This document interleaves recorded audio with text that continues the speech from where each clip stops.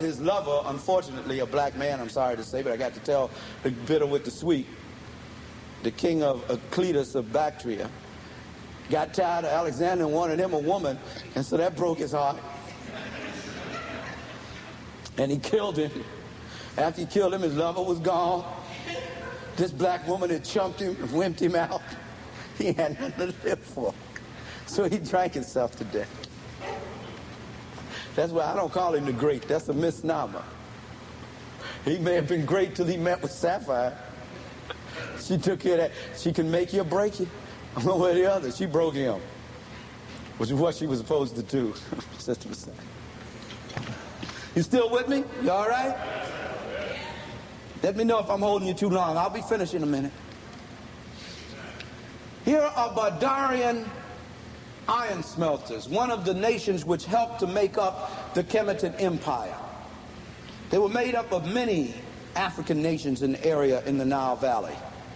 The Kemetan Empire, I believe, dates back as far as 18,000 or 17,500 BCE, because that is when agriculture was first developed in the Nile Valley. And they use that, and they say it was developed by Osiris and Isis, or that's what the Greeks called them. The more proper term is Osar and Aset.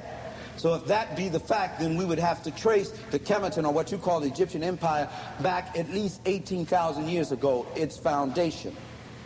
No empire in the world has ever lasted that long. Neither Greeks, nor Rome, nor the Holy Roman Empire, nor any empire has ever lasted 18,000 years. None has ever lasted over 1,000 years outside of African empires. None that we know of.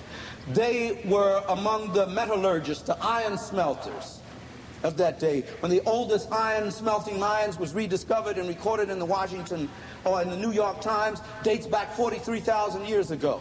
In Swaziland, in Rwanda, around Lake Nyanza, because there is no Lake Victoria in Africa. There is none. There's Lake Nyanza. In fact, the Encyclopedia Britannica, volume 17, the 1938 edition, tells us that thousands, how many? Of iron, copper, what else? Iron, copper, gold mines were found all over southern Africa. What kind of technology do you need to develop those mines? You have to be beyond the hunter-gatherer stage to do that. Anthropologists go in to study us, and they study the hunter-gatherer stage, what they call cultural anthropologists, and try to ignore the great civilizations which smelted and developed iron. Not only iron, but some scientists tell us that these very Bardarians, about 4,500 years ago, were producing blue steel.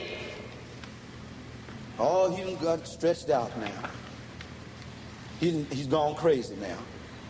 Well, Ivan Van Sertima tells us in his editing of the Journal of African Civilization, the volume entitled Blacks in Science, Ancient and Modern Times, that they have rediscovered steel mill that produced carbon steel, which dates back about 1,200 years before Christ. They have found it in Tanzania. Don't quote me, it's either 300 years or 1,200 years before Christ. It was before Christ.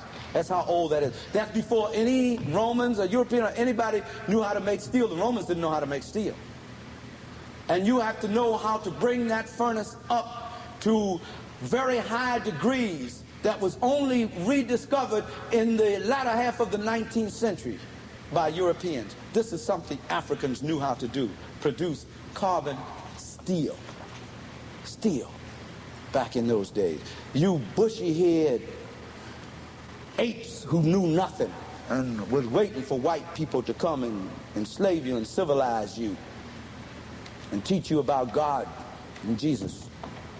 You didn't know that until they came, but yet you knew how to produce steel, but you didn't know anything until they came. Forgive my sarcasm, but I had to reflect on that. Next. Here we come into